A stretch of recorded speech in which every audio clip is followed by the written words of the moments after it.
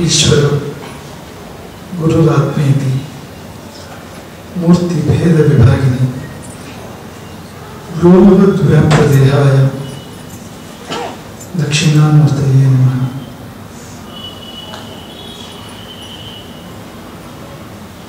ಅಯೋಧ್ಯ, ಮಥುರಾ, ಮಾಯಾ, ಕಾಶಿ, ಕಾಂಚಿ, ಅವಂತಿಕಾ, ಪುರಿ, ದ್ವಾರವತಿ ಚೈವ ಸಪ್ತೈತಾಃ ಮೋಕ್ಷದಾಯಿಕಾಃ. ಮೋಕ್ಷ ನಗರಗಳಲ್ಲಿ ಏಳನೆಯದು, ಅದನ್ನು ದ್ವಾರಕ ಅಂತ ಕರೀತಾರೆ. ಕೋಶಗಳು ದ್ವಾರವತಿ ಅಂತ ಕರೀತೇವೆ. ಶಬ್ದಕಲ್ಪದ್ರಮ, ವಾಚಸ್ಪತ್ಯ, ಈ ಕೋಶಗಳು ದ್ವಾರವತಿ ಅಂತ ಕರೀತೇವೆ. ಗ್ರಂಥಗಳು ದ್ವಾರಾವತಿ ಅಂತ ಕರೀತೇವೆ. ಅದಕ್ಕೆ ಸ್ವಲ್ಪ ಪ್ರೀತಿಯಿಂದ ದೀರ್ಘ ಬರೋದುಂಟು. ಈಗ ವ್ಯಾಕರಣ ದೃಷ್ಟಿಯಿಂದ ರಾಮಚಂದ್ರಪುರ, ಆದರೆ ಚಾಲ್ತಿಯಲ್ಲಿರುವುದು ರಾಮಚಂದ್ರಾಪುರ. ಹಾಗಾಗಿ ಹೊಸರು ರಾಮಚಂದ್ರಪುರ ಮಠ ಅಂತ ಹೇಳ್ತಾರೆ, ನೀವು ಗೊತ್ತಿರೋದು ರಾಮಚಂದ್ರಾಪುರ ಮಠ ಅಂತ ಹೇಳ್ತೀರಿ. ಎರಡಕ್ಕೂ ವ್ಯಾಕರಣದ ಮಾನ್ಯತೆ ಇದೆ. ರಾಮಚಂದ್ರನ ಪುರ ಅದು ರಾಮಚಂದ್ರಪುರ, ರಾಮಚಂದ್ರೇಣ ಆಪೂರ್ಯತೆ, ರಾಮಚಂದ್ರನಿಂದ ತುಂಬಲ್ಪಟ್ಟಿದೆ, ವ್ಯಾಪಿಸಲ್ಪಟ್ಟಿದೆ, ಅದು ರಾಮಚಂದ್ರಾಪುರ. ಅದಕ್ಕೆ ಒಳ್ಳೆ ಅರ್ಥವೇ ಇದೆ ಅದಕ್ಕೆ ವ್ಯಾಕರಣ ದೃಷ್ಟಿಯಿಂದ. ಆದರೆ ದೀರ್ಘಗಳು ಎಷ್ಟೋ ಸರ್ತಿ ಪ್ರೀತಿಯಿಂದ ಬರ್ತೇವೆ. ಕರಿಬೇಕಾದ್ರೆ ನಾವು ದೀರ್ಘಾಂತವಾಗಿ ಕರಿತೇವೆ. ನಿಮ್ಮ ಹೆಸರು ಏನೇ ಇಟ್ಟಿರಿ, ಆದರೆ ಕೊನೆಯದನ್ನು ದೀರ್ಘ ಮಾಡಿಕೊಳ್ಳೋದು ಪರ್ಮಿಷನ್ ಇದೆ. ಅದು ಕರೆಯುವ ಪ್ರೀತಿ ದೀರ್ಘ ಆದಾಗ ಅಕ್ಷರವು ದೀರ್ಘ ಆಗುತ್ತೆ ಅನ್ನೋ ಹಾಗೆ ಈ ದ್ವಾರವತಿಯನ್ನು ದ್ವಾರಾವತಿ ಅಂತ ಕೂಡ, ಈ ಕೋಶಗಳು ದ್ವಾರಾವತಿ ಅಂತ ಹೇಳಿದರೆ ಗ್ರಂಥಗಳು ದ್ವಾರಾವತಿ ಅಂತ ಕರೆದಿದ್ದಾರೆ. ಆ ಹೆಸರು ಅದಕ್ಕೆ ಯಾಕೆ ಬಂತು ಅಂದರೆ ಅದು ಮೋಕ್ಷಕ್ಕೆ ದ್ವಾರ ಅನ್ನೋ ಕಾರಣಕ್ಕಾಗಿ ಬಂತು. ಮುಕ್ತಿಯ ಒಂದು ಹೆಬ್ಬಾಗಲು ಇಲ್ಲಿದೆ, ಈ ಭೂಮಿಯಲ್ಲಿದೆ, ಆ ರೂಪದಲ್ಲಿ, ದ್ವಾರಕೀಯ ರೂಪದಲ್ಲಿ ಅಂತಲೇ ಶಬ್ದಕಲ್ಪದ್ರಮದಂಥ ಗ್ರಂಥಗಳು ವಿವರಣೆ ಕೊಡ್ತೇವೆ. ಮೋಕ್ಷಕ್ಕೆ ದ್ವಾರ, ಹಾಗಾಗಿ ಇದು ದ್ವಾರವತಿ. ಈ ಕೃಷ್ಣನ ಹಿಂದೆ ರಾಮ ಇದ್ದಾನೆ ಅನ್ನೋದು ಯಾವಾಗಲೂ ಕಂಡು ಬರ್ತಾ ಇರುತ್ತೆ ಅಂತ ನಾನು ಕಾಣುವ ಕಣ್ಣಿದ್ರೆ ಕಂಡು ಬರ್ತಾ ಇರುತ್ತೆ. ನಮಗೆ ಮಥುರೆ ಬಗ್ಗೆ ಮಾತಾಡೋದು ನೀವೆಲ್ಲ ಅದನ್ನು ಗಮನಿಸಿದ್ದೀರಿ. ಮಥುರೆ ಹಿಂದೆ ರಾಮನಿದ್ದಾನೆ, ಈ ದ್ವಾರಕೆಯ ಹಿಂದೆ ಕೂಡ ರಾಮನಿದ್ದಾನೆ. ದ್ವಾರಕೆಯನ್ನ ಮೊದಲು ಕಟ್ಟಿದ್ದು ರಾಮ. ಆತ ತನ್ನ ಮಕ್ಕಳಿಗೆ 8 ಮಕ್ಕಳಿಗೆ 8 ಮಕ್ಕಳಿಗೆ ರಾಜ್ಯವನ್ನು ವಿಭಾಗ ಮಾಡ್ತಾನೆ. 8 ಭಾಗ ಮಾಡ್ತಾನೆ ರಾಜ್ಯವನ್ನು ತನ್ನ ನಂತರದ ಆಡಳಿತ ದೃಷ್ಟಿಯಿಂದ. ಅದರಲ್ಲಿ ಕೋಸಲವನ್ನು 2 ಭಾಗ ಮಾಡಿ, ಆ ಕೋಸಲದಲ್ಲಿ ಉತ್ತರ ಕೋಸಲ ಲವನಿಗೆ, ಕೋಸಲ ಕುಶನಿಗೆ. ಇಮವು ಕುಶೀಲವು ರಾಜನ್ ಅಭಿಷಿಂಚ ನರಾಧಿಪ. ವಸಿಷ್ಠರು ರಾಮನಿಗೆ ಹೇಳೋದು, ಇಮವು ಕುಶೀಲವು, ಈ ಕುಶಲವರಿಗೆ ಪಟ್ಟಾಭಿಷೇಕ ಮಾಡು ಪ್ರಭು. ಕೋಸಲೇಶು ಕುಶಂ ವೀರಂ ಉತ್ತರೇಶು ತಥಾರವು. ಕೋಸಲದಲ್ಲಿ ಕುಶ, ಉತ್ತರ ಕೋಸಲದಲ್ಲಿ ಲವ. ಅದಕ್ಕೆ ಹೊಸದಾಗಿ ಅಯೋಧ್ಯೆ ಉಳಿಯೋದಿಲ್ಲ ಮುಂದಕ್ಕೆ.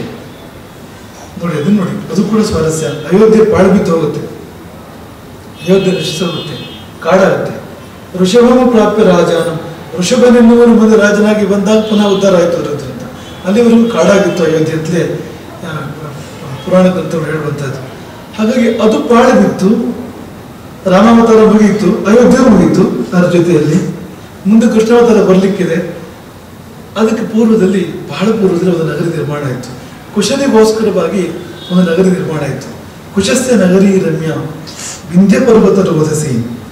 ವಿಂಧ್ಯ ಪರ್ವತದ ಪರಿಸರದಲ್ಲಿ ಕುಶಾವತಿ ಅಂತ ಹೆಸರು. ಅದಕ್ಕೆ ಕುಶಸ್ಥಳಿ ಅಂತಲೂ ಕೂಡ ಹೆಸರು. ಕುಶಾವತಿ, ಕುಶಸ್ಥಳಿ. ಕೃತ ರಾಮೇಣ ಧೀಮತ, ರಾಮ ಅದನ್ನ ನಿರ್ಮಾಣ ಮಾಡಿದ. ರೈವತ ಎಂಬ ಪರ್ವತ, ರೈವತಕ ಅಂತ ಹೇಳ್ತಾರೆ. ಆ ಪರ್ವತದಿಂದ ಶೋಭಿಸಲ್ಪಡುವಂಥ ಕುಶಸ್ಥಳಿ ಅಂತಲೂ ಕರೀತಾರೆ. ಆ ನಗರಿ ಅದು ರಾಮ ಕಟ್ಟಿದ ನಗರಿ. ಕುಶನಿಗೋಸ್ಕರವಾಗಿ ರಾಮನ ಉತ್ತರಾಧಿಕಾರಿ ರಾಜ್ಯಭಾರ ಮಾಡಿದ್ದು. ಮತ್ತು ರಾಮನ ಉತ್ತರಾಧಿಕಾರಿ ಕೃಷ್ಣ, ರಾಮನ ಮಧುರಕ್ಕೆ ಕೃಷ್ಣ. ಈ ಕೃಷ್ಣ ಕೊನೆಯಲ್ಲಿ ಹೋಗ್ತಾನೆ, ಮಥುರೆಯನ್ನು ಬಿಟ್ಟು ಕುಶಸ್ಥಳಿಗೂ ಹೋಗಿ ಅಲ್ಲಿ ಆತ ಹೊಸದಾಗಿ ನಗರವನ್ನು ಕಟ್ಟಿದ, ದ್ವಾರಕೆಯನ್ನು ಕಟ್ಟಿದ ಹೊಸದಾಗಿ. ಅದು ಜೀರ್ಣವಾಗಿದ್ದಿರ್ಬೋದು ಹಿಂದಿನದು. ಅದು ಪುನರ್ ನವೀಕೃತವಾಯಿತು. ಕೃಷ್ಣ ಅದನ್ನು ಪುನಃ ನಿರ್ಮಾಣ ಮಾಡಿದ. ಆ ನಗರ ನಗರಿಯನ್ನು, ಕುಶಸ್ಥಳಿಯನ್ನು, ಹೀಗೆ ಕಥೆ ಹೇಳುತ್ತೆ. ಅಂದರೆ ರಾಮನಿಂದ ಮುಂದುವರಿಕೆ ಇದು ಕೃಷ್ಣನಿಗೆ ಆ ನಗರಿ. ರಾಮನ ಜನ್ಮನಗರಿ ಅಯೋಧ್ಯೆ, ಆದರೆ ಮುಂದೆ ಅವನು ಕುಶನಿಗಾಗಿ ಕುಶಸ್ಥಳಿಯನ್ನು ಅಥವಾ ಕುಶಾವತಿಯನ್ನು ಕಟ್ಟಿದ. ಹಾಗೆ ಕೃಷ್ಣನ ಜನ್ಮನಗರಿ ಮಥುರೆ. ಆದರೆ ಆತ ಮುಂದುವರಿದ ತನ್ನ ಜೀವನದಲ್ಲಿ ಬೇರೆ ನಗರಿಯನ್ನು ಕಟ್ತಾನೆ, ದ್ವಾರಕೆಯನ್ನು ಕಟ್ತಾನೆ. ಅದು ಕಟ್ಟಿದ್ದು ಜರಾಸಂಧನಿಗೋಸ್ಕರ. 17 ಬಾರಿ ದಾಳಿ ಮಾಡಿದಂತೆ ಜರಾಸಂಧ ದ್ವಾರಕೆಯ ಮಥುರೆಯ ಮೇಲೆ. 17 ಬಾರಿ. ಅದು ಕಂಸನ ವಧೆಯ ವೈರ. ಕಂಸನನ್ನು ಸಂಹಾರ ಮಾಡಿದ್ದಾನೆ ಕೃಷ್ಣ. ಕಂಸ ಈ ಜರಾಸಂಧನ ಅಳಿಯ. ಹಾಗಾಗಿ ಅಳಿಯ ಮಾಡಿದ ತಪ್ಪನ್ನು ಗಮನಿಸಲಿಲ್ಲ. ಅಳಿಯನಿಗೆ ತೊಂದರೆ ಆಗಬಾರ್ದಂತಿದೆ, ಅಳಿಯನಿಗೆ ತೊಂದರೆ ಮಾಡಿದವರು ತೊಂದರೆ ಆಗಬೇಕು ಅಂತಿದೆ. ಆದರೆ ಅಳಿಯ ತಪ್ಪು ಮಾಡಬಾರ್ದು ಅಂತಿಲ್ಲ. ಇದು ಧೃತರಾಷ್ಟ್ರ ವ್ಯಾಮೋಹ, ಕುರುಡು. ಇದು ಕೃಷ್ಣ ಪಿಬತ್ತಿ ಆಯಿತು ನದೋಷಃ ಕೋಶಗೋಬ್ರವಿ. ಅದು ಊರಗೌಡನ ಮಗ ನಾಯಿ ಹಾಲನ್ನು ಕುಡಿದ್ರೆ ಅದು ಮಹಾದೋಷ ಆಗುತ್ತೆ. ಅದಕ್ಕೆ ಚಿನ್ನದ ನಾಯಿ ದಾನ ಕೊಡ್ಬೇಕು. ಅದಕ್ಕೆ ಅವರು ಭಟ್ರು ಹೇಳಿದ್ರು, ಅವ್ರದ್ದೇ ಮಗ ಕುಡಿದ್ಬಿಡ್ತಾರೆ ಅದನ್ನ ಕೃಷ್ಣ ಅಂತ. ಇನ್ನೊಂದು ದಿವಸ ಆ ಊರಿನೆಲ್ಲ ಹಿಡ್ಕೊಂಡು ಕೂತ್ಕೊಂಡ್ರಂತೆ, ಈಗ ನೀವು ಚಿನ್ನದ ನಾಯಿ ದಾನ ಕೊಡ್ಬೇಕಲ್ಲ, ಏನ್ ಮಾಡ್ತೀರಿ? ಹಿಂದಿಲ್ಲೇ ಹೇಳಿದ್ರು ಅದನ್ನು. ಅದು ಸ್ವಂತಕ್ಕೆಲ್ಲ ಪ್ರಯೋಗ ಮಾಡಬಾರ್ದು ಶಾಸ್ತ್ರವನ್ನು. ಜ್ಯೋತಿಷಿ ಆದರೂ ಬೇರೆಯವ್ರಿಗೆ ಹೇಳಬೇಕು, ಅದು ತನಗೆ ಜ್ಯೋತಿಷ ತನಗೆ ತಾನೇ ನೋಡ್ಕೊಳ್ಬಾರ್ದು. ಹಾಗೆ ಇದು ವೈದ್ಯವೂ ಹಾಗೆ, ಬೇರೆ ಡಾಕ್ಟರ್ ಹೋಗ್ಬೇಕು ಅಂತಾನೆ ತಾನೇ ನೋಡ್ಕೋಬಾರ್ದು. ಇದು ಹಾಗೆ ನಾನು ಪಕ್ಕದ ಊರಿನ ಶಾಸ್ತ್ರಗಳು ಹೋಗ್ತೇನೆ ಅಂತ ಹೇಳಿ ಎಲ್ಲೂ ಇಲ್ಲ. ಅಲ್ಲಿ ಒಂದು ಕಾಡಿಗೆ ಹೋಗಿ ಕೂತ್ಕೊಂಡು ಶ್ಲೋಕ ಬರ್ಕೊಂಡು ಬಂದಿತ್ತು ಹೊಸ್ತಾಗಿ. ಶ್ಲೋಕ ಏನು ಹೇಳುತ್ತೆ ಅಂದರೆ, ಅದು ವಾಸರೋ ಈ ಸೂರ್ಯಸ್ಯ ಭಾನುವಾರ ಆದರೆ, ನಾಯಿ ಹಾಲು ಕುಡಿದಿದ್ದು ಭಾನುವಾರ ಆದರೆ, ಶ್ಯಾಮಲ ಇದೆ ಶನಿ, ನಾಯಿ ಕಪ್ಪು ಬಣ್ಣದ್ದಾದ್ರೆ, ಕಪ್ಪು ಬಣ್ಣದ ನಾಯಿ ಅದು. ಇದು ಕೃಷ್ಣ ಪ್ರಭತ್ತೆ ಹೇಳಿತು. ಮತ್ತೆ ಈ ಭಟ್ರ ಮಗ ಕೃಷ್ಣ ಕುಡಿದ್ರೆ ದೋಷ ಇಲ್ಲ. ಕೋಶಕ್ಕೊಬ್ಬರು ಕೋಶಕರು ಹೇಳಿದ್ದಾರೆ.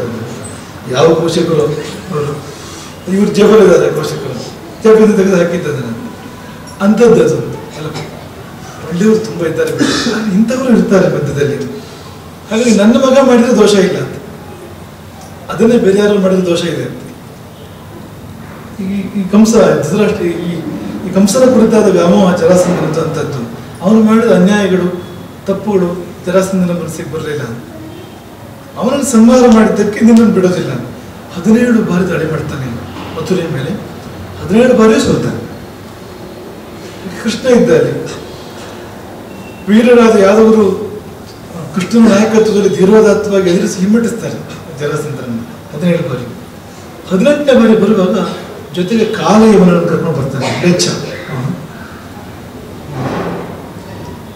ಅವನು ಕರ್ಕೊಂಡು ಬರ್ತಾನೆ. ಅವನ ಸೈನ್ಯ ಜೊತೆಗೆ ಬಂದಾಗ ಆಗ ಕೃಷ್ಣ ಮತ್ತು ಯಾದವರು ಇದನ್ನು ಮಧುರೆಯನ್ನು ಬಿಟ್ಟು ಅಲ್ಲಿಂದ ಬೇರೆ ಕಡೆ ಹೋಗ್ತಾರೆ, ಪಲಾಯನ ಮಾಡ್ತಾರೆ.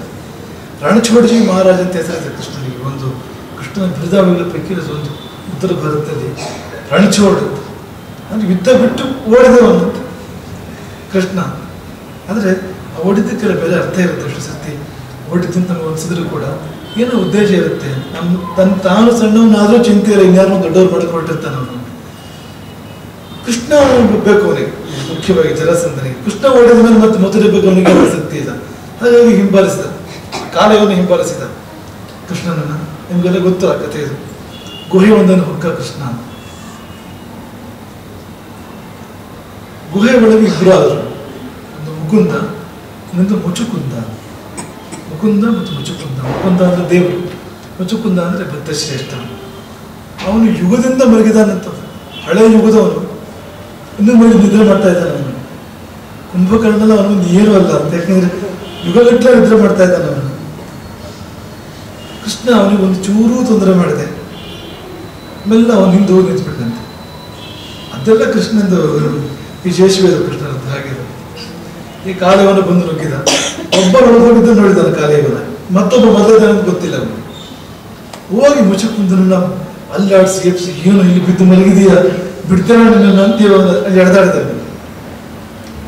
ನಿದ್ದೆಯಿಂದ ಎಪ್ಸಿ ಸಿಟ್ಟು ಬರುತ್ತೆ ಸಾಧಾರಣ. ಎಂಥ ನಿರುಪದ್ರವಿ ಪ್ರಾಣಿ ಆದರು. ಅದು ಇವತ್ತಿನ ದಿವಸದಲ್ಲಿ ಬಹಳ ಪ್ರಸ್ತುತ ಇದೆ ಈ ವಿಷಯ. ಯಾಕೆಂದ್ರೆ ರಾತ್ರಿಗೆ ಜಾಗರಣೆ ಆದ್ಮೇಲೆ ಇವತ್ತು ಮಲಗಿದಾಗ ಯಾರಾದ್ರೂ ಒಂದು ಹಿಂಸಿದ್ರೆ ಕಡು ಹಾಗೆ ಆಗ್ಬಿಡ್ತಾನೆ. ಹಿಂಸಿದ ಏನಾದರೂ ಆಗ್ಬೋದು ಮುಂದಿನ ಕ್ಷಣದಲ್ಲಿ. ಆ ನಿದ್ದೆ, ಅರೆ ನಿದ್ದೆ ಒಂಥರ ವಿಚಿತ್ರ ಶಕ್ತಿ ಇರುತ್ತದೆ. ನಿದ್ದೆಯಲ್ಲಿ ನಾವು ಚಿಕ್ಕವರಿದ್ದಾಗ ಅಂಥ ಪ್ರಯೋಗಗಳನ್ನು ಕೂಡ ಗಮನಿಸ್ತೇವೆ. ನಾವು ದಪ್ಪ ಬೆಡ್ಶೀಟ್ ಅದನ್ನು ಪರ್ರಂತ ಹರಿದಾಕ್ಬಿಡ್ತಾರೆ ಅವರು ಅಂತಾನೆ, ಆ ನಿದ್ದೆಯಿಂದ ಇದ್ದ ಅವಸ್ಥೆ ಇಲ್ಲ. ಅದು ಎಚ್ಚರಾಗಿಬಿಟ್ರೆ ಪೂರ್ತಿ ಅವರಿಗೆ ಏನು ಮಾಡೋಕ್ಕಾಗಲ್ಲ, ಸಾಧ್ಯವೇ ಇಲ್ಲ. ಏನು ಶಕ್ತಿ ಬೇರೆ ಬರುತ್ತೆ. ಹಾಗಾಗಿ ಪಾಯ್ಕಾರಿ ಅದು ನಿದ್ದೆ ಬಾಕರು ಅಂತ ಇರ್ತಾರೆ ಕೆಲವರು. ಅವ್ರ ತಂಟೆಗೆ ಹೋಗ್ಬಾರ್ದು. ಅವ್ರು ಎದ್ದಾಗ ಹೇಳಿ ಆದಾಗ ಆಗಲಿ ಕೆಲಸ, ಎಬ್ಬಿಸಿದ್ರೆ ಎಬ್ಬಿಸಿದವನಿಗೆ ಆಪತ್ತು, ಇಲ್ಲ ದೂರದಿಂದ ಬೇರೆ ವ್ಯವಸ್ಥೆಗಳು ಇಟ್ಕೊಂಡು ಎಬ್ಬಿಸ್ಬೇಕು. ಹಾಗಿದ್ರೆ ಅಡ್ಡಿ ಇಲ್ಲ. ಹೋಗಿ ಎಬ್ಬಿಸಿದ ಮುಚ್ಕೊಂತಾನೆ. ನನ್ನ ಎದ್ದವನೇ ಕ್ರೂರ ದೃಷ್ಟಿಯಿಂದ ನೋಡಿದಾಗ ಸುಟ್ಟು ಭಸ್ಮವಾಗಿ ಹೋದ ಕಾಲೆಯವನು. ಆಮೇಲೆ ನೋಡ್ತಾನೆ ಕೃಷ್ಣ ನನ್ನ ಮುಚ್ಕೊಂತಾನೆ. ಗಾರ್ಗಿರ ಹಿಡಿದ್ರು ಅವನು ಬಾಲ್ಯದಲ್ಲಿ. ಒಂದೊಂದು ದಿನ ಹೀಗೆ ನಿನಗೆ ಭಗವಂತನ ದರ್ಶನ ಆಗುತ್ತೆ. ಅದಕ್ಕೆ ಹೇಳಿದ್ದು ನಾನು ಚೋಳ ಅಂತಂದ್ರೆ ಅದಕ್ಕೆಲ್ಲ ಒಂದು ಲೆಕ್ಕಾಚಾರ ಇದೆ. ನಿನ್ನೆ ಶಿವರಾತ್ರಿ ದಿನ ಉಜ್ಜಯಿನಿಯ ಪ್ರವಚನ ಬರಬೇಕು ಅಂತ ಲೆಕ್ಕಾಚಾರ ಇದೆ. ವಿಧಿ ಸಂಕಲ್ಪ ಮಾಡಿದೆ ಇಂಥ ದಿನ ಬರಬೇಕು ಅದು. ಹಾಗೆ ಅಲ್ಲಿ ಕೂಡ ಅಂತ ಅದು ಅವನಿಗೆ ದರ್ಶನ ಮಾಡ್ಲಿಕ್ಕೆ ಆಗಲ್ಲ ಅಂತ ಪೂರ್ತಿ ಅವ್ರು ಹೇಳ್ಕೊಡ್ತಾನೆ. ಸಿಟ್ಟೆಲ್ಲ ಮಾಡಿದ್ರಿಂದ ಸರಿಯಾದ ದರ್ಶನ ಆಗ್ತಾ ಇಲ್ಲ, ನಿಮ್ದು ಅನುಗ್ರಹ ಮಾಡುವಂತ ಹೇಳ್ತಾನೆ ಮುಚ್ಚುಕೊಂಡ. ಅದ್ಭುತವಾಗಿರುವಂಥದ್ದು. ಆ ಮುಚ್ಚುಕೊಂಡನಿಗೆ ಲೋಕದಲ್ಲಿ ಈ ಲೋಕದಲ್ಲಿ ಉಳಿಬೇಕು ಅಂತ ಅನಿಸ್ಲಿಲ್ಲಂತೆ. ಹೊರಗೆ ಬಂದು ನೋಡ್ತಾನಂತೆ ಎಲ್ಲ ಚಿಲ್ಲರ ಜನಗಳಾಗ್ಬಿಡ್ತಾರೆ. ಆಕಾರಲ್ಲಿ ಚಿಕ್ಕದಾಗಿಬಿಟ್ಟಿದೆ, ಶಕ್ತಿ ಕಡಿಮೆ ಆಗಿದೆ. ಯುಗಗಟ್ಟಲೆ ಹಿಂದಿನವನು. ಆಗಿನ ಕಾಲದ ಆಕಾರವೂ ಹಾಗೆ ಇರ್ತಿತ್ತು, ಶಕ್ತಿಯೂ ಹಾಗೆ ಇರ್ತಿತ್ತು. ಇವರೆಲ್ಲ ಒಂಥರ ಲಿಲಿಪುಟ್ಗಳ ಥರ ಕಾಣ್ತಾ ಇದ್ದಾರೆ ಅವನಿಗೆ ಮುಚ್ಚುಕೊಂಡನಿಗೆ. ಛೇ, ಇವ್ರ ಜೊತೆ ಬದುಕಲು ಸಾಧ್ಯ ಇಲ್ಲ, ನಾವು ಹೊರಟುಬಿಡ್ತೇನೆ ಅಂತಂದಂತ ಮುಚ್ಚುಕೊಂಡನ. ಹಾಗೆ ಮುಚ್ಚುಕೊಂಡನನ್ನು ಉದ್ಧಾರ ಮಾಡಿ ಕಾಲೆಯವನನ್ನು ನಾಶ ಮಾಡಿಸಿ ಆಮೇಲೆ ಕೃಷ್ಣ ಯಾದವ್ರಿಗೆ ಹೇಳ್ತಾನೆ, ಸಾಕು ಮಧುರೆ, ಇವನು ಕಾಟ ತಪ್ಪಿದ್ದೇ ಅಲ್ಲ. ದಿನ ಬೆಳಗಾದ್ರೆ ಮತ್ತೆ ಬರ್ತಾನೆ, ಯುದ್ಧ ಮಾಡ್ತಾನೆ. ದಿನ ಯುದ್ಧವೇ ಸುಲಭ ಕಾಟ ಬರೋಕೆ ಆಗ್ಬಾರ್ದು ಅಂತ ಒಂದ್ ಕಡೆ ಹೊಸ ಊರಿಗೆ ಹೋಗ್ಬಿಡೋಣ. ಕೃಷ್ಣ ಊರು ಬಿಟ್ಟು ಹೋದ. ಮತ್ತು ಈ ಮಹಾಪುರುಷ ಊರು ಬಿಟ್ಟು ಹೋಗೋ ಕಾರ್ಯಕ್ರಮ ಇದ್ದೇ ಇದೆ ಅವರದ್ದು. ಅನೇಕರ ಮಹಾಪುರುಷ ಕಥೆಯನ್ನು ನೋಡುತ್ತೆ. ಒಂದಲ್ಲ ಒಂದು ಹಂತದಲ್ಲಿ ಅವ್ರು ಊರು ಬಿಟ್ಟು ಬೇರೆ ಕಡೆ ಹೋಗಿರ್ತಾರೆ. ಶಂಕರಾಚಾರ್ಯ ಅಂತವ್ರು ಸಹಜವಾಗಿ ಅವರಿಗೆ ಸನ್ಯಾಸ ಸ್ವೀಕಾರ ಮಾಡ್ಬೇಕಾಗಿರುತ್ತೆ. ಅನೇಕರು ನಾವು ಇದನ್ನು ಕಾಣ್ತೇವೆ ಅಂತ ಅವ್ರ ಜನ್ಮಸ್ಥಾನವನ್ನು, ಅವರ ಪರಿಸರವನ್ನು ಬಿಟ್ಟು ಅವರು ಹೋಗ್ತಾರೆ, ಮಹತ್ಕಾರ್ಯ ಸಾಧನೆ ಮಾಡ್ತಾರೆ. ಯಾಕೆ ಹೋಗಿ ಹಾಗೆ ಮಥುರೆಯನ್ನು ಬಿಟ್ಟು ಹೋಗಿ ಕುಚಸ್ಥಲೀಂ ಪುರೀಂ ರಮ್ಯಾಂ ರೈವತಿಯನ್ನು ಪಶೋಹಿತ ಅಲ್ಲಿ ಹೋಗಿ ಅಲ್ಲಿ ನಗರವನ್ನು ಕಟ್ಟಿದನು. ಅಲ್ಲಿ ದುರ್ಗ ಹೇಗಿತ್ತಂತೆ ಅಂದ್ರೆ, ಆ ನಗರದ ವಿನ್ಯಾಸ ಹೇಗಿತ್ತಂತೆ ಅಂದ್ರೆ, ಹೆಣ್ಮಕ್ಳು ಯುದ್ಧ ಮಾಡ್ಬೋದು ಅದರೊಳಗಿಂದ. ಇನ್ನು ವೃಷ್ಟಿ ವೀರರು ಅವರ ಬಗ್ಗೆ ಹೇಳಕ್ಕೆ ಹೆಣ್ಮಕ್ಳು ಯುದ್ಧ ಮಾಡ್ಬೋದು. ರಚನೆ ಆಗಿದೆ, ಅವ್ರು ಮುಟ್ಟಕ್ಕಾಗೋದಿಲ್ಲ ಅಂತ ಹಾಗಿದೆ ರಚನೆ. ಅಲ್ಲಿಗೆ ಜರಾಸಂಧ ಬಂದು ಉಪದ್ರ ಮಾಡೋಕ್ಕಾಗಲಿಲ್ಲ ಅದ ನಂತರ ಅಲ್ಲಿ. ಆದ್ರೆ ಇದು ಕೂಡ ಈ ಒಂದು ಕುಶಸ್ಥಲಿ ಇದೆಯಲ್ಲ, ಇದೇನು ವಿಚಿತ್ರ. ಕುಶಸ್ಥಲಿಯನ್ನು ಸಮುದ್ರದ ಒಳಗಿಂದ ಎತ್ತಿದ ಬರುತ್ತೆ ಕೃಷ್ಣ ಅಂತ. ಅಂದ್ರೆ ರಾಮನ ಮಗ ಕುಶ ರಾಜ್ಯವಾಡಿದ್ದು ಹೌದು, ಆದ್ರೆ ಕೃಷ್ಣ ಮತ್ತೆ ಸಮುದ್ರದಿಂದ ಎತ್ತಿದ ಅದನ್ನ. ಸಮುದ್ರದ ಆಳದಲ್ಲಿ ಎತ್ತದ್ದು, ಮುಳುಗಿತ್ತದು. ಕೃಷ್ಣನ ದೃಷ್ಟಿಗೆ ಗೋಚರ ಆಯ್ತದ. ಹಾಗಾಗಿ ಕೃಷ್ಣ ಹೇಳ್ತಾನೆ, ಸಾಗರಕ್ಕೆ ಯಾಜ್ಞೆ ಮಾಡ್ತಾನೆ, 12 ಯೋಜನೆ ಜಾಗ ಕೊಡು. ಸಾಗರಕ್ಕೆ ಯಾಜ್ಞೆ ಮಾಡ್ತಾನೆ, ಈ ಇರುವ ಬೇಡ, ಯಾವುದೂ ಬೇಡ, ಹೊಸ ಜಾಗ ಮಾಡ್ಕೊಡ್ತೇನೆ. ಮತ್ತೊಬ್ಬ ಪರಶುರಾಮ ಹಾಗೆ ಕೃಷ್ಣ ಸಂಬೋಧನೆ ಮಾಡ್ತಾನೆ. ಎಲೆ ಸಮುದ್ರವೇ ಸಮುದ್ರ, ದಶಚ ದ್ವೇಚ ಯೋಜನಾನ ಜಲಾಶಯ, 10 ಮತ್ತು 2 12 ಯೋಜನೆ ಜಲಾಶಯ ಪ್ರತಿಸಂಧೇಯತ ಮಹಾತ್ಮ. ಇಂದು 12 ಯೋಜನೆ ಸೃಷ್ಟಿ. ಇಂದು ನನ್ನ ಮೇಲೆ ನನಗೆ ಪ್ರೀತಿ ಇರೋದಾದ್ರೆ, ನನ್ನ ಮೇಲೆ ನನಗೆ ಗೌರವ ಇರೋದಾದ್ರೆ, ಯದ್ಯಸ್ತಿ ಮೈ ಮಾನ್ಯತ, ನಾನು ನಿನಗೆ ಮಾನ್ಯ ಅಹುದು ಅಂತಾದ್ರೆ ಹಿಂದಕ್ಕೆ ಹೋಗು. 12 ಯೋಜನೆ ಪ್ರತಿಸಂಧೇಯತ ಮಹಾತ್ಮ, ನಿನ್ನನ್ನು ನೀನು ಸಂಕ್ಷೇಪಗೊಳಿಸು. ಹಾಗೆ ತಾನೆ ಮಾನ್ಯರು, ಗುರುಗಳು, ಹಿರಿಯರು ಎದುರು ಬಂದಾಗ ನಾವು ಚಿಕ್ಕವರಾಗಬೇಕು, ಇರುವುದಕ್ಕಿಂತ ಬಾಗಬೇಕು. ಬಾಗುವಾಗ ಸಹಜವಾಗಿ ನಾವು ನಮ್ಮ ಗಾತ್ರಕ್ಕೆ ಇರಿದಾಗ್ತದೆ, ದೇಹದ ಗಾತ್ರಕ್ಕೆ ಇರಿದಾಗ್ತದೆ, ಆತ್ಮ ವಿಶಾಲ ಆಗ್ತದೆ. ಉದ್ಧಂ ಪ್ರಾಣ ಉತ್ಕ್ರಾಮಂತಿ ಪುನಃ ಸ್ಥವಿರಹಯತಿ. ನಿಜವಾಗಿ ಹಿರಿಯರು ಎದುರು ಬರುವಾಗ ಒಳಗಿಂದ ಪ್ರಾಣಗಳು ಮೇಲೇಳುತ್ತವೆ. ಊರ್ಧ್ವಂ ಪ್ರಾಣ ಉತ್ಕ್ರಾಮಂತಿ, ಮೇಲೆ ಕೇಳ್ತವೆ. ಅವುಗಳನ್ನು ಸ್ವಸ್ಥಾನದಲ್ಲಿ ಕೂರಿಸೋಕ್ಕೋಸ್ಕರವಾಗಿ ಬಾಗಬೇಕು ನಾವು. ಈ ಪ್ರಣಾಮಕ್ಕೆ ಅದು ಅರ್ಥ ಅಂತ ಉಪನಿಷತ್ತು ಹೇಳುತ್ತೆ. ಮೇಲೆ ಪ್ರಾಣಗಳನ್ನ ಅವರ ಆ ಹಿರಿತನವನ್ನು ಕಂಡು ಒಳಗಿಂದೊಳಗೆ ನಮಗೆ ಗೊತ್ತಿದ್ದು ಗೊತ್ತಿರದ ಮೇಲೆ ಪ್ರಾಣಗಳನ್ನ ಮತ್ತೆ ಸ್ವಸ್ಥಾನದಲ್ಲಿ ಕೂರಿಸೋಕ್ಕೋಸ್ಕರವಾಗಿ ಬಾಗು. ಅದಕ್ಕೆ ಪ್ರಣಾಮ ಆ ಶಬ್ದಕ್ಕೆ ಬೊಗ್ಗುವಿಕೆ ಅಂತ ಸಂಸ್ಕೃತದಲ್ಲಿ. ನಮು ಹ್ರಸ್ವತ್ವೇ, ಆ ಶಬ್ದ ನೋಡಿ ಮೂಲ ಧಾತುವಿಗೆ ಅರ್ಥ ಹ್ರಸ್ವ ಆಗೋದು. ನಮು ಹ್ರಸ್ವತ್ವೇ, ಚಿಕ್ಕದಾಗೋದು. ನಾವು ನಿಜವಾಗಿ ನಾವು ಚಿಕ್ಕವರೇ ಅವರಿಗಿಂತ, ಅದನ್ನು ತೋರಿಸ್ಬಿಡೋದು, ನಾನು ಚಿಕ್ಕವನೇ ಹೌದು ಅಂತ. ಆಗ ನಮಗೆ ಅವರ ಕೃಪೆ ಸಂಪೂರ್ಣವಾಗಿ ಪ್ರಾಪ್ತ ಆಗುತ್ತೆ. ನಾವು ಬಿಂದು ಆಗಬೇಕು, ಅವ್ರ ಮುಂದೆ ನಾವು ಆಗಬೇಕು, ಶರಣಾಗಬೇಕು. ನಾವು ಚಿಕ್ಕವರನ್ನು ವ್ಯಕ್ತಪಡಿಸ್ಕೋಬೇಕು. ಅಲ್ಲಿ ಅವನು ಆಗ ವ್ಯಕ್ತಪಡಿಸ್ಕೊಳ್ತಾನೆ, ನಾನು ದೊಡ್ಡವನು ಅಂತ ಅನ್ನೋದನ್ನು ಅವನು ಅನುಗ್ರಹ ಮಾಡ್ತಾನೆ. ಹಾಗಾಗಿ ಅವನು ದೊಡ್ಡದನ್ನು ಪ್ರಕಟ ಆಗಲಿಕ್ಕೆ ಪೂರಕವಾಗಿ ನಾವು ಸಣ್ಣವರಾಗಬೇಕು. ಅವನು ಕೂಡ ಗಾತ್ರದಲ್ಲಿ, ದೇಹ ಗಾತ್ರದಲ್ಲಿ ಎಷ್ಟೋ ಸಂಗತಿಗಳು ಹಾಗೆ ದೇಹದಲ್ಲಿ ಆಗೋದಕ್ಕೆ ಸರಿಯಾಗಿ ಬೇರೆ ರೀತಿಯಲ್ಲಿ ಒಳಗಡೆ ಆಗುತ್ತೆ. ಈ ತಪಸ್ಸು ಮಾಡುವಾಗ ದೇಹ ಕೃಷಿ ಆಗುತ್ತೆ, ಆದರೆ ಆತ್ಮ ಬಲಿಷ್ಠ ಆಗುತ್ತೆ, ಆತ್ಮ ಬೆಳೆಯುತ್ತೆ, ಆತ್ಮ ವಿಕಾಸ ಆಗುತ್ತೆ, ಶರೀರ ಕೃಷಿ ಆಗುತ್ತೆ. ದೇಹಕ್ಕೆ ತುಂಬಾ ಸುಖವನ್ನು ಕೊಟ್ಟರೆ ಆತ್ಮ ಕೃಷಿ ಆಗುತ್ತೆ, ಹೆಂಗಾದ್ರು ಕೊಟ್ಟರೆ ದೇಹವೂ ಕೃಷಿ ಆಗುತ್ತೆ. ಅಲ್ಲಿಗೆ ನಾವು ಗಮನ ಕೊಟ್ಟಾಗ ಸಹಜವಾಗಿ ಅದು ಬೆಳೆಯುತ್ತೆ, ಇದು ಸೊರಗತ್ತೆ ಅದ್ರ ಮುಂದೆ ಪೂರಕವಾಗಿ. ಹಾಗೆ ಸಮುದ್ರ ಕೃಷ್ಣನ ಮುಂದೆ ಹ್ರಸ್ವ ಆಯಿತು. ಕೃಷ್ಣ ಬಂದು ನಿಂತಾಗ ಅಂದರೆ ಸಿಂಧು ಶಯನ ಅಥವಾ ಸಿಂಧುವೇ ಅವನ ಪಾದದ ಬಿಂದು ಅಂಥವನವನು. ಅವನು ಮುಂದೆ ಬಂದು ನಿಂತಾಗ ಅದು ಬಗ್ಗಿ ಬಗ್ಗಿ ಕೇರಿದಾಗ ಜಾಗ ಬಿಡ್ತಂತೆ. 12 ಯೋಜನ ಹಿಂದಕ್ಕೆ ಹೋಯ್ತಂತೆ. ತತಃ ಕೃಷ್ಣಸ್ಯ ವಚನ ಶುತ್ವ ಗದಮದೀಪತಿ ಸ ಮಾರುತೇನ ಯೋಗೇನ ಉತ್ಸರ್ತ ಜಲಾಶಯ. ಯೋಗ ಬಲದಿಂದ ತನ್ನನ್ನು ತಾನು ಕಿರಿದಾಗಿಸಿಕೊಂಡ, ಅಂದರೆ ಅದು ಒಂದು ಆಸನ ಮಾಡಿದಾಗೆ ಅಂತ ಸಮುದ್ರ ಜಾಗ ಬಿಟ್ಟುಕೊಡ್ತು ಕೃಷ್ಣನಿಗೆ. ದೇವಶಿಲ್ಪಿ ವಿಶ್ವಕರ್ಮ ಒಂದು ದ್ವಾರಕೆಯನ್ನು ಕಟ್ಟಿದನಂತೆ. ಹೇಗೆ ಕಟ್ಟಿದ ಅಂದ್ರೆ ಮಾನಸೇನ ಪ್ರಯತ್ನೇನ, ಮಾನಸ ಪ್ರಯತ್ನದಿಂದ ಕಟ್ಟಿದ. ಪದಗಳಿಂದ ತುಂಬಾ ವಿಶಿಷ್ಟವಾಗಿ ಬಳಸಿದ್ದಾರೆ ಅವರು. ಯಾವುದಾದ್ರೂ ಮಾನಸ ಪ್ರಯತ್ನವೇ. ನಾವು ಹೇಳ್ತಾ ಇರ್ತೇವೆ ಕನ್ನಂಬಾಡಿ ಕಟ್ಟೆಯನ್ನು ಕಟ್ಟಿದವರು ಯಾರು? ವಿಶ್ವೇಶ್ವರಯ್ಯ. ಗಾರೆಯವರು ಕೂಲಿಯವರು ಕಟ್ಟಿದಲ್ವಾ? ಅಲ್ಲ, ಮಾನಸ ಪ್ರಯತ್ನ ಇರೋದಲ್ಲಿ ಅವನೇ ಶಿಲ್ಪಿ ಅಂತ ಅವನಿಗೆ. ಯಾರ ಮನಸ್ಸಲ್ಲಿ ನಿರ್ಮಾಣ ಆಯ್ತು ಮೊದಲು ಅವನು ನಿರ್ಮಾತ. ಮತ್ತದಕ್ಕೆ ಕೈ ಕೊಟ್ಟವನು, ಕಾಲು ಕೊಟ್ಟವನು, ತಲೆ ಕೊಟ್ಟವನು ಎಷ್ಟೋ ಜನ ಇರ್ಬೋದು. ಆದರೆ ಅವರೆಲ್ಲ ಇಟ್ಟಿಗೆ ಇಟ್ಟಿದ್ದಾರೆ ಅಷ್ಟೇ ಹೊರತು ಕಟ್ಟೆ ಕಟ್ಟಿಲ್ಲ. ಇಡೀ ಕಟ್ಟೆಯನ್ನು ಕಟ್ಟಿದವನು ಅವನೇ. ಯಾರ ಮನಸ್ಸಲ್ಲಿ ಮೊದಲು ಬಂತು ಅವನು. ಹಾಗಾಗಿ ಇಲ್ಲಾದ್ರೂ ಕೂಡ ಅದೇ ಮಾನಸೇನ ಪ್ರಯತ್ನ ಅಂತ. ಆದರೆ ಇಲ್ಲಿ ಏನಂದ್ರೆ ಏನು ಅತಿಶಯ ಇದೆ ಈ ನಗರಿಯಲ್ಲಿ. ಮಾನಸ ಪ್ರಯತ್ನ ವಿಶೇಷವಾಗಿದೆ. ಅಂದರೆ ಆಂತರವಾದ ಒಂದು ಶಕ್ತಿ ತುಂಬ ಸೇರಿದೆ ಅಲ್ಲಿ. ಅದರಿಂದಾಗಿ ಬಂದಿರೋದು ತಪಸ್ಸಿನಿಂದ, ದಿವ್ಯತೆಯಿಂದ ನಿರ್ಮಾಣ ಆಗಿದ್ದದು ಹೊರತು ಕೇವಲ ಭೌತಿಕ ಪ್ರಯತ್ನದಿಂದ ಅಲ್ಲ. ಹಾಗಾಗಿ ಆ ನಗರದ ಚರಿತ್ರೆಯೇ ಆಗಿದೆ, ತುಂಬ ವಿಚಿತ್ರವಾಗಿದೆ ಅಲ್ಲಿ.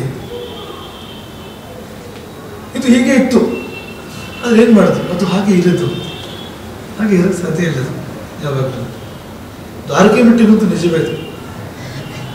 ರಾಮ ಕಟ್ಟಿದ ಕುಶಸ್ಥಲಿ ಅದು ಯಾವಾಗಲೂ ಯಾಕೋ ಸಮುದ್ರದ ಪಾಲಾಯ್ತದೆ.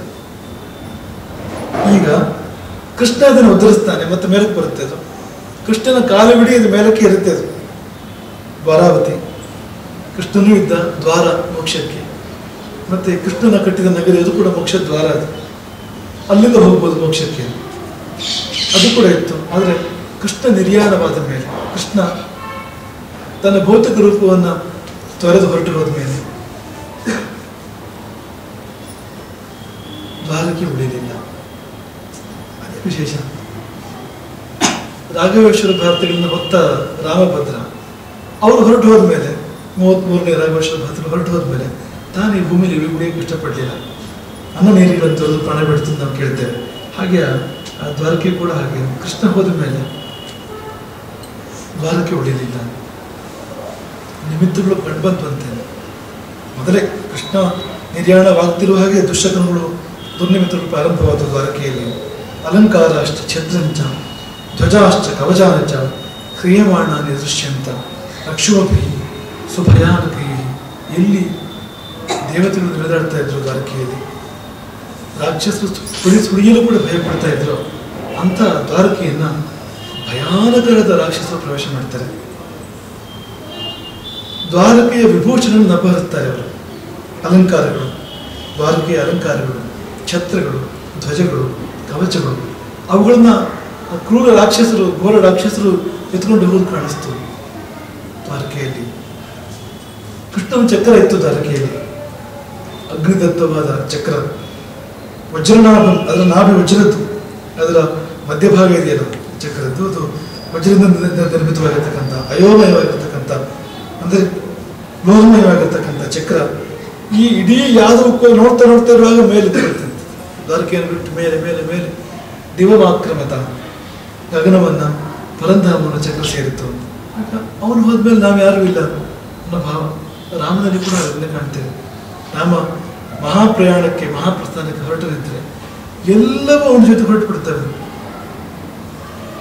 ಅವನ ಧನಸ್ಸು, ಅವನ ದಿವ್ಯಾಸ್ತ್ರಗಳು, ಬಾಣಗಳು ಇಂಥವುಗಳು ಕೂಡ ಅದು ಪುರುಷ ರೂಪವನ್ನು ತಾಳೆ ಅವನ ಜೊತೆಗೆ ಬರ್ತೇವೆ. ಮಹಾನಿರಾಮ ಹೊರಟಾಗ ಕಪಿಗಳು ಬಂದರು, ರಾಕ್ಷಸರು ಬಂದರು, ಅಯೋಧ್ಯೆಯ ಪ್ರಜೆಗಳು ಬಂದರು ಅವನ ಜೊತೆಗೆ ಅನ್ನೋದೆಲ್ಲ ಆಯ್ತದೆ. ಆದರೆ ಉಳಿದವುಗಳು ಕೂಡ ಗಾಯತ್ರಿ, ವೇದಗಳು, ಓಂಕಾರ, ವಷಟ್ಕಾರ ಇವುಗಳೆಲ್ಲ ರೂಪವಂತಗಳು ರಾಮನ ಜೊತೆಗೆ ಬರ್ತವೆ. ನೀವು ಹೊರಟರೆ ನಾವು ಬರ್ತೇವೆ ನನ್ನ ಜೊತೆಗೆ, ಏನೇನು ಬಿಟ್ಟು ನಾವಿಲ್ಲ. ಎಲ್ಲೂ ಕೂಡ ಹಾಗೆ ಆ ಪರಮಪುರುಷ ಪರಂಧಾಮವನ್ನು ಐದದ ಮೇಲೆ ಅವನ ಹಿಂದಕ್ಕೆ ಅವನ ಚಕ್ರವು ಕೂಡ ದ್ವಾರಕೆಯನ್ನು ಬಿಟ್ಟು ಮೇಲೆದ್ದಿತು. ಇಡೀ ವೃಷ್ಟಿಯಂಧಕರು ನೋಡ್ತಾ ನೋಡ್ತಾ ಇರುವ ಹಾಗೆ ಅವನ ರಥ 4 ಶ್ರೇಷ್ಠವಾದ ಕುದುರೆಗಳು, ಶೈಬ್ಯ, ಸುಗ್ರೀವ, ಮೇಘಪುಷ್ಪ, ಬಲಾಹಕ ಅಂತ ಹೆಸರು ಆ 4 ಕುದುರೆಗಳು. ಅಶ್ವಾಶ್ಚ, ಶೈಬ್ಯ, ಸುಗ್ರೀವ, ಮೇಘಪುಷ್ಪ, ಬಲಾಹಕ ಆ 4 ಕುದುರೆಗಳು, ಅವುಗಳನ್ನು ಕೊಡಿರ್ತಕ್ಕಂಥ ರಥ ಮೇಲೆದ್ದು ಬಿಡ್ತು. ತಾನೇ ಹೊರಟೋಗ್ತದೆ. ಧ್ವಜಗಳನ್ನು ಪೂಜೆ ಮಾಡ್ತಾ ಇದ್ರು. ಕೃಷ್ಣ 2 ಧ್ವಜವನ್ನು ಪೂಜೆ ಮಾಡ್ತಾ ಇದ್ದಾರೆ ನಿತ್ಯವು. ಬಲರಾಮ ತಾಲಧ್ವಜವನ್ನು ಪೂಜೆ ಮಾಡ್ತಾ ಇದ್ರು. ಆ 2 ಧ್ವಜಗಳನ್ನ ದಿವ್ಯ ಸ್ತ್ರೀಯರು ಬಂದು ಎತ್ಕೊಂಡು ಹೋಗ್ಬಿಡ್ತಾರೆ. ಹೋಗ್ತಾ ಹೋಗ್ತಾ ಉಚ್ಚ ಸ್ವರದಲ್ಲಿ ಅವರು ಉದ್ಘೋಷ ಮಾಡಿ ಹೇಳ್ತಾರೆ ದ್ವಾರಕೆಯ ವಾಸಗಳಿಗೆ, ಗಮ್ಯತಾಂ ತೀರ್ಥಯಾತ್ರಾ, ಹೊರಟೋಗಿ ತೀರ್ಥಯಾತ್ರೆಗೆ, ಇಲ್ಲಿ ಇರಬೇಡಿ, ಹೊರಟೋಗಿ. ಅದೇ ತೀರ್ಥ ನಗರಿ ದ್ವಾರಕೆ ಅದು. ಆದ್ರೆ ಆ ಕಾಲ ಹೇಗೆ ಬಂದಿದೆ ಅಂದ್ರೆ ಕೃಷ್ಣ ಹೊರಟಿದ್ದಾನಲ್ಲ ಅಲ್ಲಿಂದ, ಗಮ್ಯತಾಂ ತೀರ್ಥಯಾತ್ರಾ. ಕೃಷ್ಣ ನೋಡ್ತಾನೆ, ಅರ್ಜುನ ನೋಡ್ತಾನೆ ದ್ವಾರಕೆಯನ್ನ. ವೈತರಣಿ ನದಿ ಹಾಕಿ ಕಾಣಿಸ್ತು ದ್ವಾರಕೆ. ಆ ಕ್ಷಣದಲ್ಲಿ ಭಯಾನಕವಾಗಿ ಕಾಣಿಸ್ತು. ಅದರ ಕೆಳಗೆ ಹೋಗಿತ್ತು ದ್ವಾರಕೆ ಇತ್ತು ಅವತ್ತು. ವಸುದೇವ ಯೋಗದಿಂದ ದೇಹ ತ್ಯಾಗ ಮಾಡ್ತಾನೆ. ಕೃಷ್ಣನ ಬಳಿಕ ಮತ್ತೆ ಈ ಯಾದವ ಸ್ತ್ರೀಯರು, ಕೃಷ್ಣಿ, ಭೋಜ ಮೊದಲಾದ ಈ ಯದುವಂಶದ ಸ್ತ್ರೀಯರು ಇರ್ತಾರಲ್ಲ, ಅವರ ರಕ್ಷಣೆ ಮಾಡಬೇಕಾಗಿದೆ ಅರ್ಜುನನಿಗೆ. ಅವರನ್ನು ಕರ್ಕೊಂಡು ಹಸ್ತನಾವತಿಗೆ ಅರ್ಜುನ ಹೊರಡ್ತಾನೆ. ಹೋಗ್ತಾ ಇರ್ತಾನೆ ಅರ್ಜುನ ಜೊತೆಗೆ. ಇಡೀ ಯಾದವ ಸಮೂಹ ಅಂದ್ರೆ ಯಾದವ ಸ್ತ್ರೀಯರು ಬರ್ತಾ ಇದ್ದಾರೆ. ಎಲ್ಲರೂ ಅನೇಕರು ಒಳಗೋಗ್ಬಿಟ್ಟಿದ್ದಾರೆ. ಮೊದಲೇ ಉಳಿದವರೆಲ್ಲ ಮಕ್ಕಳು, ಸ್ತ್ರೀಯರು ಎಲ್ಲ ಅರ್ಜುನನ ಜೊತೆ ಬರ್ತಾ ಇದ್ದಾರೆ. ಆಗ ಅರ್ಜುನ ಹಿಂದ್ಗಡೆಗೆ ಭಯಂಕರ ದೃಶ್ಯವನ್ನು ನೋಡ್ತಾನೆ. ಅರ್ಜುನ ಮುಂದೆ ಬಂದು ಹೋಗ್ತಾ ಇರುವಾಗ ಹಿಂದಿಂದ ಮುಳುಗ್ತಾ ಇದೆ. ಅವನ ಹಿಂದೆ ಬಂತಂತೆ ಸಮುದ್ರ. ಕಲ್ಪನಾತೀತ ಅದು ಹೇಗಿರ್ಬೋದು ಅಂತ. ಯಾವ್ಯಾವ ಭೂಮಿಯನ್ನ ಅರ್ಜುನ ಬಿಟ್ಟು ಮುಂದಕ್ಕೆ ಹೋಗ್ತಾ ಇದ್ನೋ ಅವನ ಹೆಜ್ಜೆ ಮುಂದಾಡ್ತಿರುವಾಗ ಹಿಂದಿನ ಭೂಮಿ ನೀರು ಪಾಲಾಗ್ತಾ ಇತ್ತು, ಸಮುದ್ರದ ಪಾಲಾಗ್ತಾ ಇತ್ತು. ಅದು ಕಲ್ಪನೆಗೆ ಮೀರಿದ್ದು. ನಿರ್ಯಾತಯಿತು ಜನೇ ತಸ್ಮಿನ್ ಸಾಗರೋ ಮಕರಾಲಯ ದ್ವಾರಕಾ ರತ್ನ ಸಂಪೂರ್ಣ ಜಲೆಯ ನಾಪ್ಲಾವಯತ್ತದ. ರತ್ನ ಸಂಪೂರ್ಣವಾದ ಅಂದ್ರೆ ರತ್ನಗಳು ತುಂಬಿದ ದ್ವಾರಕೆ ಸಮುದ್ರದಲ್ಲಿ ಮುಳುಗಿ ಹೋಯಿತು. ಮುಳುಗಿ ಹೋಗುವಾಗ ಅದೇ ಯದ್ಯದ್ಯ ಪುರುಷವು ವ್ಯಾಘ್ರೋ ಭೂಮಿಯಸ್ತಸ್ಯಾಪಿ ಮುಂಚತ, ಅಂದ್ರೆ ಯಾವ್ಯಾವ ದ್ವಾರಕೆಯ ಭೂಮಿಯನ್ನು ನೆಲವನ್ನ ಬಿಟ್ಟು ಮುಂದಕ್ಕೆ ಹೋದನೋ ಅರ್ಜುನ ತತ್ತತ್ ಸಂಪ್ಲಾವಯ ಅದದು ಮುಳುಗಿತ್ತು ಸಮುದ್ರ ಅದನ್ನು ಮುಳುಗಿಸ್ತು. ಹಾಗೆ ಕೊನೆಗೆ ಮತ್ತೆ ಸಮುದ್ರದ ಕೆಳಗೆ ದ್ವಾರಕೆ ಮುಳುಗಿ ಹೋಯಿತು. ಹೀಗೆ ಕಥೆ ಇರ್ತಿತ್ತು ಆ ದ್ವಾರಾವತಿ ಇತ್ತು. ಹಾಗಾಗಿ ನಮಗೆ ಈ ಸಪ್ತ ಮೋಕ್ಷ ನಗರಗಳ ಪೈಕಿಯಲ್ಲಿ ಮತ್ತೆಲ್ಲವೂ ಕೂಡ ನೀವು ಹೋಗಿ ಇವತ್ತು ಆ ನೆಲ ಉಳಿದಿದೆ. ಇವತ್ತು ಅದು ಏನೇನಾಗಿದೆ ಅನ್ನೋದು ದೇವರಿಗೆ ಗೊತ್ತಿತ್ತು. ಆ ನೆಲಗಳು ಉಳ್ಕೊಂಡಿದ್ದಾರೆ ಇವತ್ತು. ಆದ್ರೆ ದ್ವಾರಕೆ ಕಥೆ ಅಂದ್ರೆ ನೆಲವು ಕೂಡ ಉಳ್ಕೊಂಡಿದೆ. ಭೇಟ್ ದ್ವಾರಕ ಇದೆ ಅಂದ್ರೆ ಅದೇ ದ್ವಾರಕೆಯ ತೀರದಲ್ಲಿ ಅದರ ಪ್ರತೀಕವಾಗಿ ಒಂದು ಚಿಕ್ಕ ನಗರಿ ಈಗ ಇವತ್ತಿದೆ, ಭೇಟ್ ದ್ವಾರಕ. ಅದ್ರ ಪ್ರತಿನಿಧಿ ಒಂದಷ್ಟು ಮಹಿಮೆ ಇಲ್ಲಿದೆ, ಇಲ್ಲ ಅಂತ ಅನ್ನೋ ಪ್ರಶ್ನೆಯೇ ಇಲ್ಲ. ಆದ್ರೆ ನಿಜವಾದ್ದು ಒಳಗಡೆ ಇದೆ, ಸಮುದ್ರ ದಾಳದಲ್ಲಿ. ಉಳಿತಿಗೆಲ್ಲ ಹೀಗಾಗುತ್ತೆ ಅಂತ ಮುಳುಗಿ ಹೋಗುತ್ತೆ. ಉಳಿತೆಲ್ಲ ಇಟ್ಕೊಳ್ಳೋ ಯೋಗ ನಮಗಿರೋದಿಲ್ಲ. ಅದನ್ನ ದೇವರು ಕೂಡ ಆರಿಸುವಾಗಲೂ ಹಾಗೆ ಮಾಡ್ತಾನೆ ಅಂತ. ಈ ಮನುಷ್ಯನ ಸಹವಾಸ ಬೇಡ ಅಂತ ಹಾಗೆ ನೀನು ಹಿಂದಕ್ಕೆ ಹೋಗು ಅಂತ ಈ ಮನುಷ್ಯರು ಮುಟ್ಟಿದ ಭೂಮಿಯೇ ಬೇಡ, ಮೆಟ್ಟಿದ ಭೂಮಿಯೇ ಬೇಡ ಅನ್ನೋ ಹಾಗಿದೆ ಕೃಷ್ಣನ ಆಯ್ಕೆ. ನಿಮ್ಮ ಸಹವಾಸ ಬೇಡ ಹೋಗಿ ಅಂತ ಅನ್ನೋ ಹಾಗೆ ಹೋಗಿ ಅವನು ಯಾರೂ ಮುಟ್ಟಿದ ಭೂಮಿಯನ್ನ, ಅಂದ್ರೆ ಹೊಸತು ಅಂದ್ರೆ ಹೊಸತು ಅಂತ ಅಂತಹ ಭೂಮಿಯನ್ನ, ನವಜಾತ ಭೂಮಿಯನ್ನು ಸ್ವೀಕರಿಸ್ತಾನೆ ಕೃಷ್ಣ ವಾಸಕ್ಕಾಗಿ.